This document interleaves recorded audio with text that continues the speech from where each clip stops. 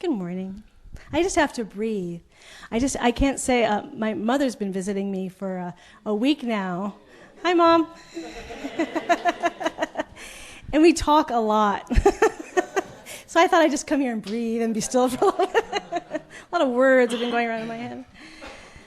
So we're at the end of the month. We went on this great adventure for the month where we were open and willing to allow new ideas and new perspectives. And we had Christmas, and hopefully we're open to that new life. And here we are. As I mentioned in my letter, for those of you who get my email, I love this time between Christmas and New Year's because it's sort of the relief of the holidays, of the Christmas, or if you celebrate Hanukkah or winter solstice, those big sort of ceremonies, and we just sort of get to release a little of that pressure, family pressure, cultural pressure, and we get to listen. We're still in that wonderful time where the veil is thin, and we get to really listen closely as we set our intentions for 2015. And I think setting our intentions is a very holy process, because when we really listen, we're not just doing just goals, but we're really listening deep within about who we are becoming, and we are setting that intention for a new year. That's about our growth and expansion. That's about spirit evolving through us. So it's very energizing to realize that we are consciously co-creating with God when we are setting our intentions. So a lot of times we just go, it's the New Year's resolutions, I make a goal and it never happens, and what a waste of time. But it's actually an incredibly important part of our evolution, is to consciously say how I want to participate in my growth for the next year. How do I want to consciously participate in my growth for the next year? Well, one of the things that arose for me for a theme for 2015 for us as a community came through. And so our theme for 2015 is Masters of Love, Power, and Play. I like that because often power and play, love and power come in conflict, because we associate power with power over something else. And also we can get confused with mastering. If I master something, I have control over it. I have power over something else.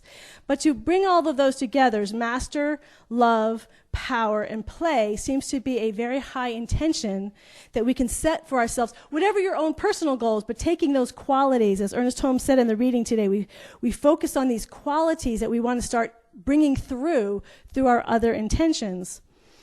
One of the things that really inspired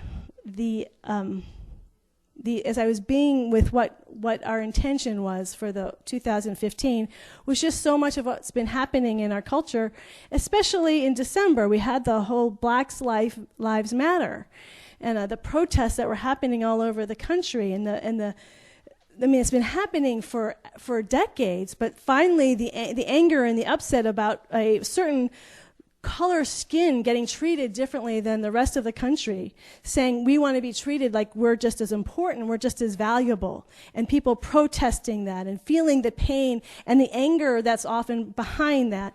We also had in the NFL suddenly these big cases of abuse or violence against wives, children. We had the report on the CIA torture system about how awful and cruel the torturing system was, and it really didn't work in getting information that benefited us. And yet, well, I was going to say, never mind. So I was being with all of this, just being all that seemed to arise in December, of all the how to be with that as from a spiritual perspective, or even as a human being. And one of the things I really got was underneath all of those things is violence.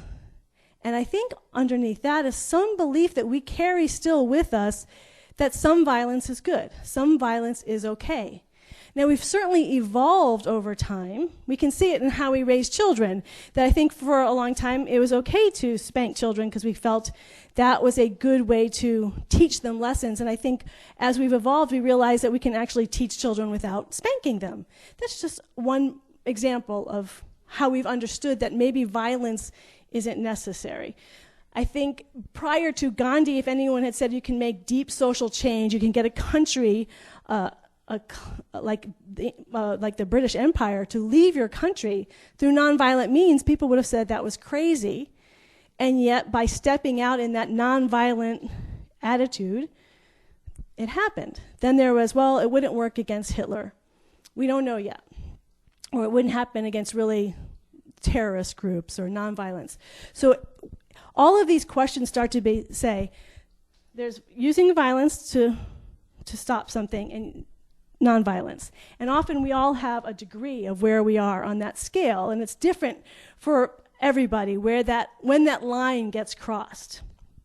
And so I think that's a question as we go into 2015, is where are we on this line? Personally, what do we support? What do we think is valuable for our country, for ourselves? Is it good for me to be violent with myself at any point? If I set goals and I haven't reached them, is the proper response to say, you're an idiot, or have someone, people get trainers to say, push, push, push, but in the military, it's calling names. So where is that line to say, have someone kick you in the behind to get you moving, and when does that move into violence? When does that line get crossed? So that's a question when you start looking with yourself, your own self-talk about yourself. Because there's certainly, if we don't get clear about ourselves, we can't be a place of peace or clarity out in the world. Where am I violent with myself? Where am I violent with my closest, the people in my inner circle? When am I judging harshly? When am I being violent in my thoughts towards somebody else? Where's that line for me? Is there times where it's acceptable and when it isn't? I started asking that question years ago. I was living in Boston, and I worked in the theater at the time. I was working in some theaters in downtown Boston, and I had to come out into the outer reaches of Boston at the end of the night. So it'd be about 1 or 2 o'clock at night that I'd be coming home every night, and I'd be walking the streets in the dark by myself. And so I had a friend who was telling me how to protect myself, and one of them was to walk down the middle of the road, so I'm visible, not on the sidewalk. And the other thing he was saying, well, he said, men learn this early, but women need to learn this, that if you feel like someone's attacking you, you got to throw the first punch or do the first thing, because if you're the person who is second, you're always going to be victimized. And he said, and what you really want to do is you take a key and you hold it in between your two fingers. And if someone comes attack you feel like someone's coming to be aggressive to you, you jab it in their eye. So I can't tell you how many nights I walked down the middle of this road, I had my key in between my hands, and thinking, would I really do that, or would I rather just be attacked? And that was the question, because I just couldn't imagine what that would feel like, sticking a key in someone's eye. It was just horrifying to me. And I thought, well, maybe I would just rather allow myself to be attacked and do the healing work that way. So I was never quite sure as my friend. My friend would have, I never told my friend my doubts because they would be horrified. Stick the key in their eye. What are you, nuts? But that's it. I mean, they were very clear. You defend yourself from all violence, and you do what it takes. And I wasn't at all clear about that. I was going back and forth. So that's the question. Where are we on this line of we never use violence, and sometimes it's okay. Sometimes it's necessary. When we're defending ourselves, it's necessary. And is it and then we have to say, maybe other things are possible. The problem I find when we say violent, I can understand, like we have the Revolutionary War, the Civil War, World War II. We have all sorts of examples of when violence got us to a better place.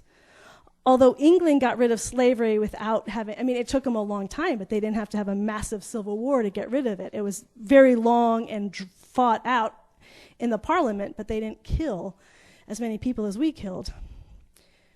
So do we have violence because we believe in violence? Is that, we have to start really looking at our ideas around violence and what do we stand for.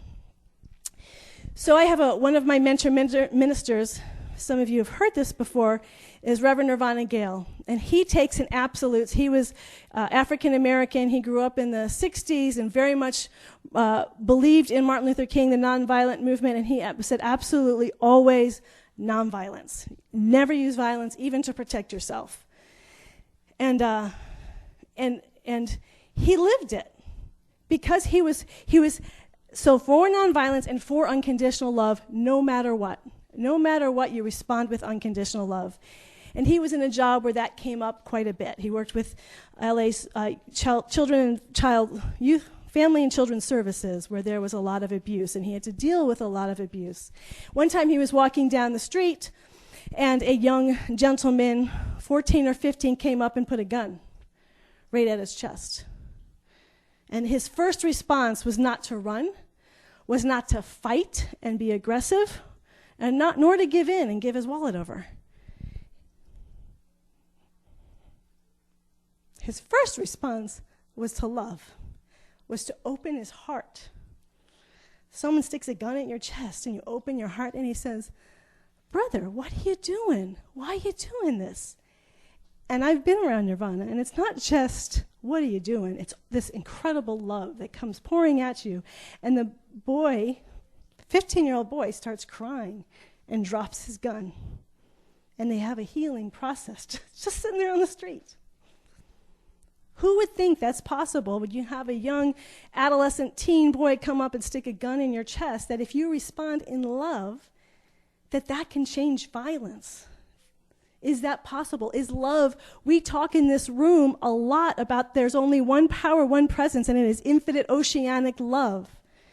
Do we believe love is more powerful than any other type of power on this planet? Do we believe love is more powerful than guns? Do we believe love is more powerful than violence? Do we believe love is more powerful than a nuclear bomb? How powerful do we think love is, and how committed are we to access that power within us?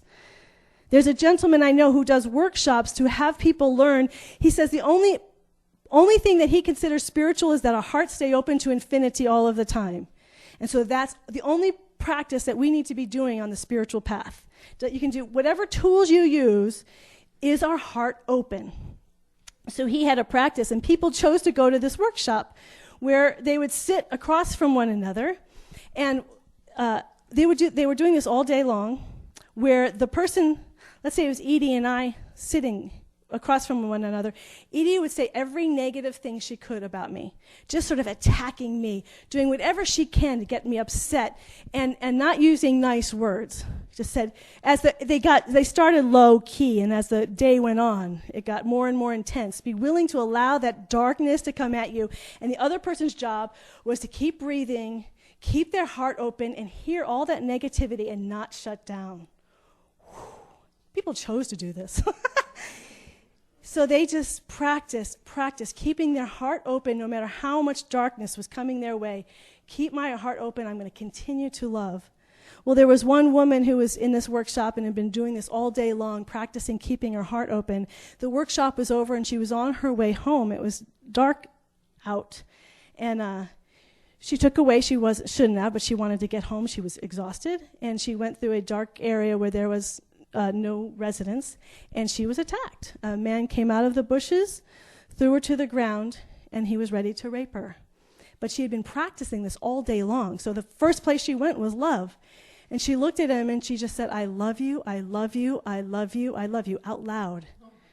And he started crying. Again, the power of love. He got up, and he said, "No one has ever said that to me in my entire life." And I'm sure he felt it. It's just not the words. Words are not powerful enough. It's the energy. You can actually feel when someone loves you, and you can feel that energy open up towards you. And he experienced that energy coming towards him for the first time. And he got up and he walked her through the park. And he said, "This is a very unsafe neighborhood."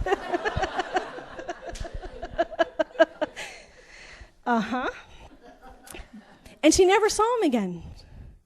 We can practice having our hearts open no matter what. We say we are here for unconditional love, and yet we can notice throughout the day how many times am I not where I am conditional? With myself first and foremost. How many times do I make those little judgmental comments about myself in my head? About silly things. I just think, well, it's okay. I can say negative things. I should have a cleaner house. That's not harmful. That's not violent. Then we get to discerning versus judging. I can discern my house may not be as clean as I want it, but to judge myself, I don't like myself because my house. That's where we get into trouble. Because the judgment is what constricts our heart. I can discern I want to improve, but can I keep my heart open? Can I keep my heart open as I'm going through the daily task? I had this huge to-do list today, and I only got 3 steps into it, and I have 20 things I was supposed to do. How do I can discern that I would like to do more than that. We hope your cold gets better. We can discern that we want to maybe tomorrow get more on our list, but do we judge ourselves? We immediately constrict our heart and say, I screwed up today. That's what I screwed up. We do that all the time and not even aware of it. How can we be a place of unconditional love if even in those little tiny things that are so harmless, we immediately put judgment? So we practice with ourself throughout the day. Is my heart open? What's my self-talk towards myself? What's my self-talk towards other people? Because even though we can't hear people, we can hear in their heart. People can hear our hearts. You can hear me when my heart's closed and when my heart's open. You can't hear with your actual ears, but you can hear with the ear behind the ear, right? See with the eye behind the eye. Feel with the heart behind the heart. We start picking it up. So we want to be a place of unconditional love. So whatever our intentions are for 2015, we want to bring love. And we want to recognize that love is a place of beingness. And for me, the second part, power, is the power of that love moving through us. It's the doingness. It is actually a force. It is actual force that will shift things in our life. So if our intentions are to heal an area of our life, whether it's our physical life, our emotional life, something we want to change our thoughts about, if we want to change our financial life, our work life, our family life, whatever that area is that we want to improve in, if we allow that love, we really start working first with unconditional love, that love becomes a force. It becomes a power that will heal and start shifting those areas in a way that we can never do on our own. So mastery is not about being controlling. Mastering is allowing. It is letting go. God can do all things but work through a blocked vehicle. God can do anything other than work through a blocked vehicle. Unconditional love is always already. God is always unconditional love. We don't have to make unconditional love happen. We are opening to that inherent nature, our inherent nature of love. And when we do that, the power and the energy and the force of that will go towards whatever those areas that feel limited, that we want to move beyond. So that's a God's power versus human power. It's not dualistic because there's only one. The highest good for one is the highest good for all when we are in alignment with that one power, with that one love. So as you're moving in and setting those intentions for 2015, we want to be in pure unconditional love.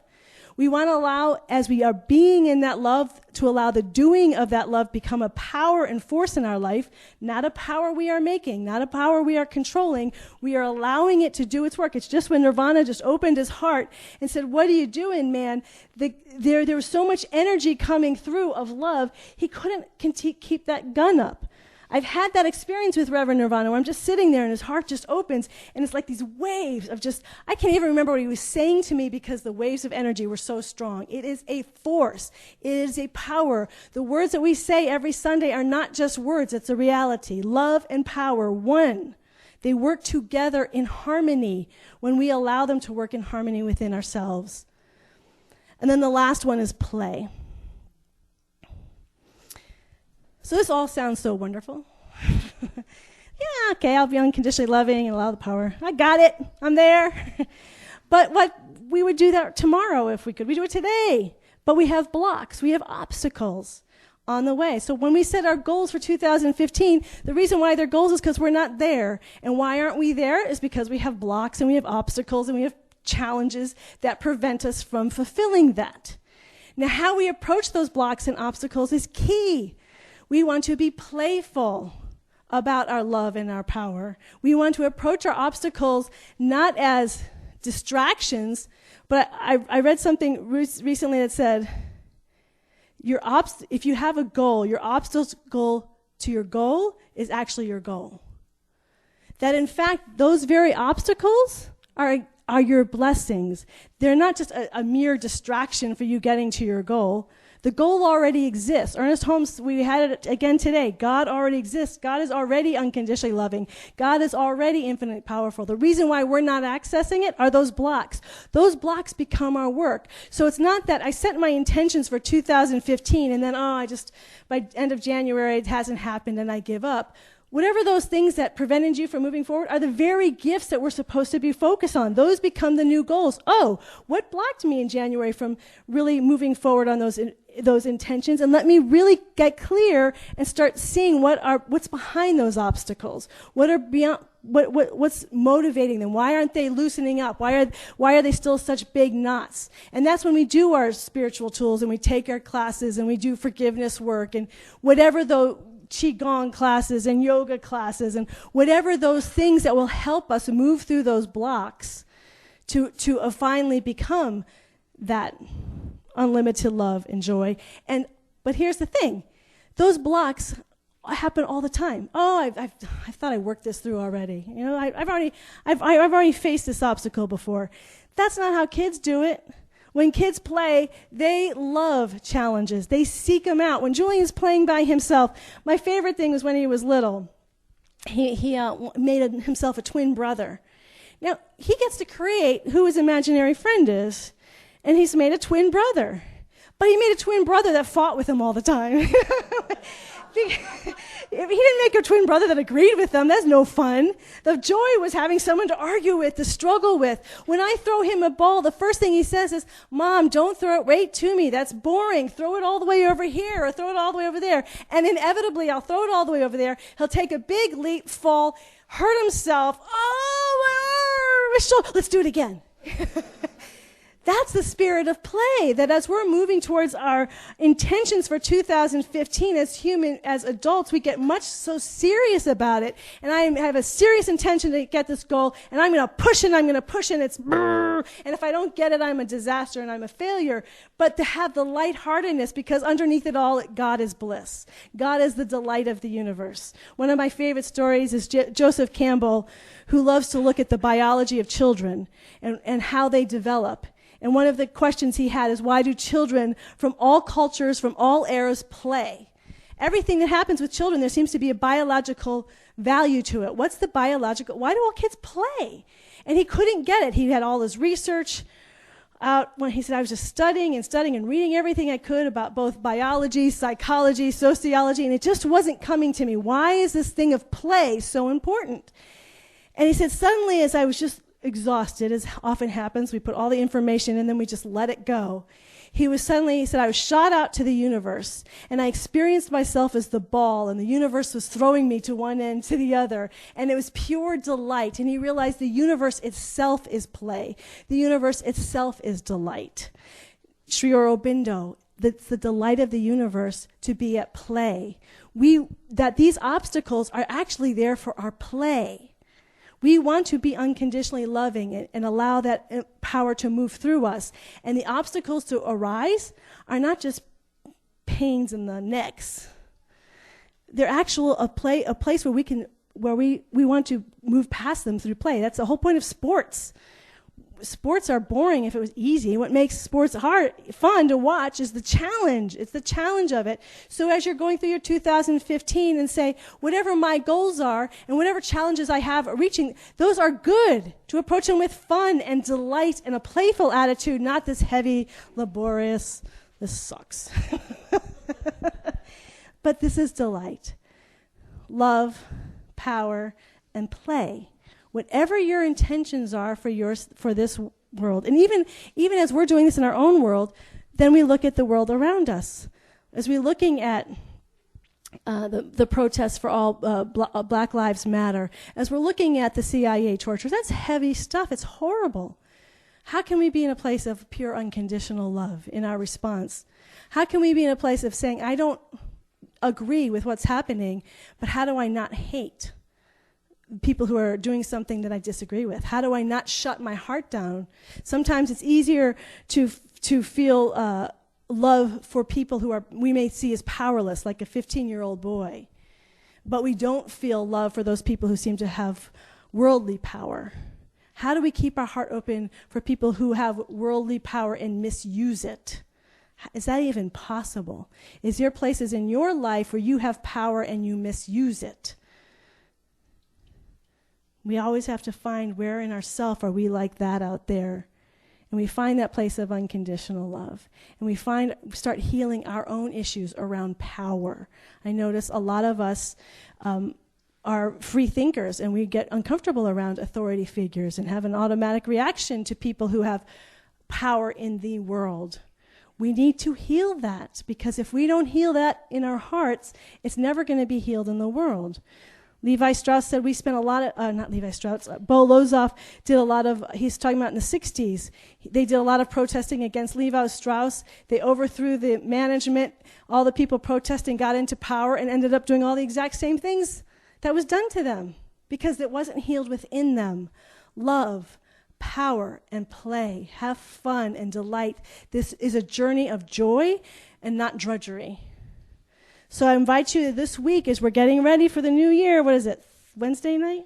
As you're setting your intentions, I want you to, whatever your intentions are for your own growth this year, whatever place you want to be at the end of 2015 from where you are today, I want you to be with these qualities: love, unconditional love, power. Where is power in this? Who has the power? Does this, and as if the obstacle has the power, if the block has the power, how can I shift that? How can I be at play with that? Being playful automatically starts loosening that knot, if you notice. Being heavy about it keeps that knot constricted. So be with that love, power, and play. And I have one more thought that just popped in my mind. One of the things that I loved about Agape when I was there, I don't know what their name is now, they've had to change it because of copyright or whatever. But when they started, it was 20 people in a living room, and they called themselves from the beginning Agape International Center of Truth. 20 people. We're an international center.